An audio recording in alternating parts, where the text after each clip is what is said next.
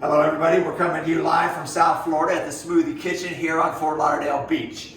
Today I'm going to show you how to make one of my favorite smoothies right now. This is really at the top of my list. It's full of nutrients, full of great things. And I just want to talk about smoothies in general before we go any further. First of all, to make a good smoothie, like we make them here at the Smoothie Kitchen, you got to have a good blender. I use the Vitamix 5200, okay? The reason I like it is I got this little thing here where I can pulse, and the Vitamix, of course, is the top of the line blender. I had to order this, a container. It doesn't come with it. This is a 1 quart container. The Vitamix usually comes with a bigger container, which you can use for other things. But for smoothies, this is the perfect size, the 1 quart container. So we got to have that blender. Next, you got to have a scale because you got to know how much you're putting in. I like the Tanita, it's a KD 200, I believe. Great scale, you can get it on Amazon, it's not that expensive.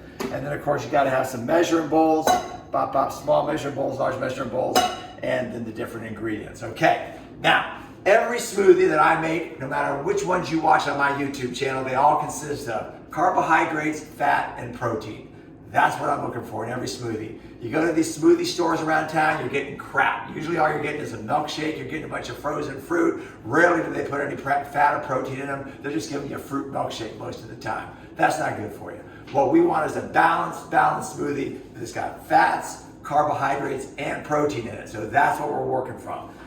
Now, where do we get the first of all, let's talk about the carbohydrates because they're the first thing that's going to go in the blender. And remember, the order that you put things in the blender is important because if you don't put them in the right order, you're going to have a hard time blending everything up. So I'm going to take the blender right here. I'm going to set it on top of the scale and I'm going to tell you how much of everything we're going to put in. This is my current favorite smoothie. Probably drink it 4 or 5 times a week. It's got, well, we'll start off. I'll just show you. It's got green apples, 100 grams of green apples.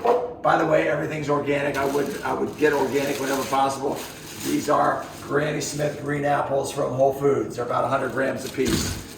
Quarter it up, put it in there. Next thing goes in, 100 grams of organic carrots in the blender. First couple of things to go in. And again, they're just from Whole Foods. They're already pre-peeled. You don't have to do anything but take them out of the bag.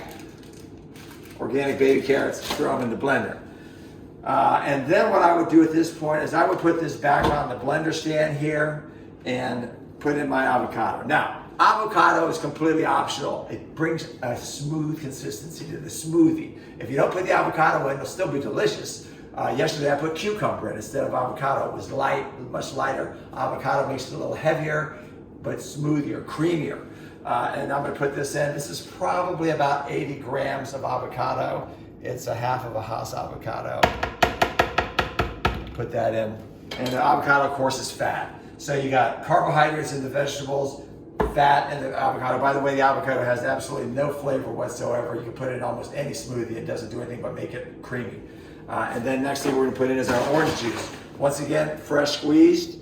You're either gonna have to squeeze it yourself, buy oranges and squeeze it yourself, or find a place like Kennesaw that sells fresh squeezed. You don't want it pasteurized. You don't want to use the crap they sell in the grocery store. It's not good for you. It has no nutritional value.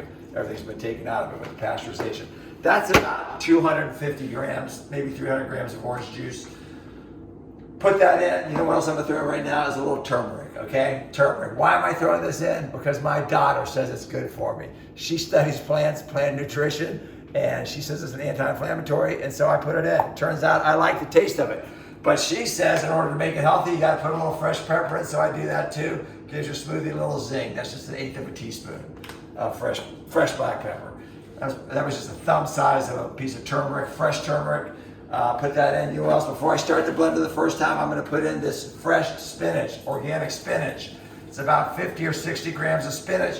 And right now, if you look at this, this is almost full to the top of the container. And so it's time to blend it. We've got all the wet ingredients are in it at this point. Yeah, I think so. So I'm gonna put the top on and I'm gonna start blending.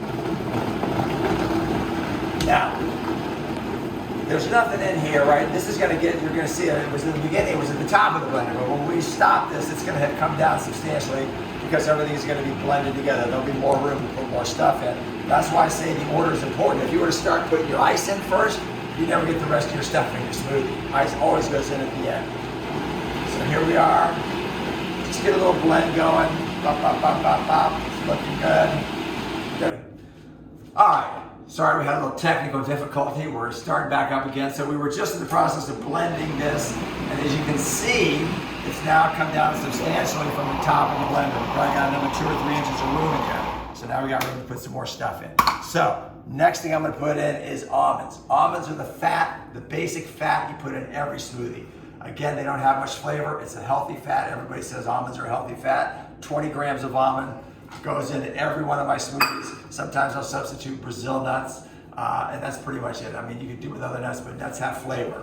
The almond is the best because it's pretty much flavor neutral. So I got the almonds in, and then the final thing that's going to go in here is the protein powder. Protein powder's great. Comes in all shapes, forms, different types, flavors, etc. Some people are purists. Oh, by the way, here's the almonds I get. Terrasol almonds on Amazon. Great organic raw almonds. They need to be raw, not cooked. And now back to protein powder. So there's basically whey protein powder and there's plant-based protein powder. Whey comes from dairy. Plant-based comes from plant, usually pea protein, something like that. This one I'm using today is IsoPure. It's a whey protein powder. It's delicious. It's an orange pineapple something. It's really, I love it. It's delicious. It's the one that's going in today. I also like the consistency of whey protein much better than plant-based protein. So now I've got all my wet ingredients in, all my dry ingredients in, the almonds, the protein powder. Time to blend again. Let everything blend for just a little bit. And while it's blending, let me show you these other 2 protein powders. These are plant-based protein powders. Again, flavored. This one is, they're both made by a company called Vega. This is a tropical protein powder. This is a berry protein powder. If I was going to mix it up in this smoothie today and wanted to change the flavor, instead of putting apples in, maybe I would have put in blueberries, frozen blueberries, and this berry protein powder. Make a completely different flavored smoothie, but still have the same basic ingredients in it. Okay, that's blended enough.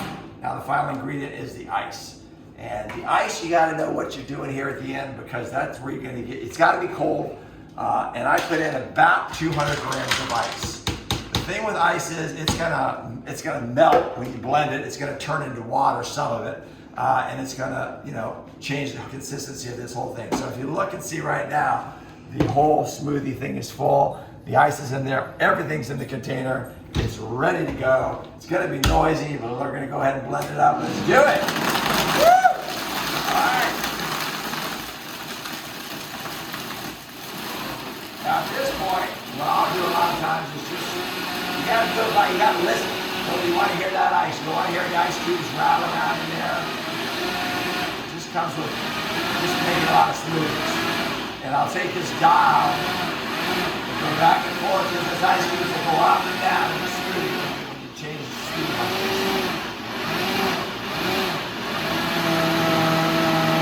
And what I'm looking for, at the end, is I want that whirlpool effect. I want it thick, but I want to see a little bit of a whirlpool when I open up the top of this canister. So good. Right now, we're going to see what we got. I don't know if you can see that. No, there's no whirlpool effect at this speed. Now, I might bring it up a little bit, see if I can get it going. Yeah, there we got it going, okay.